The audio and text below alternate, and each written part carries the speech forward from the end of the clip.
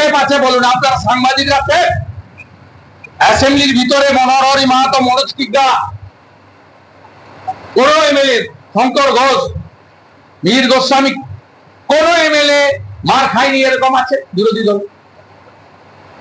রাস্তায় জেপি নাড্ডা থেকে শুরু করে সুকান্ত মজুমদার থেকে ঋষিত প্রামাণিক থেকে মন্দিরে পুজো দিতে গিয়ে এমএলএ বরেন বর্মন, রেলের টিকিট কাটতে গিয়ে এমএলএ সুশীল বর্মন, কোর্টে হাজিরা দিতে গিয়ে এমএলএ নিখিল দে, কোচবিহার যেতে গিয়ে এলপি শুভেন্দু অধিকারী, ত্রাণ দিতে গিয়ে খগেন মুর্মু, শঙ্কর ঘোষ, ত্রাণ দিতে গিয়ে মনোজ রাও।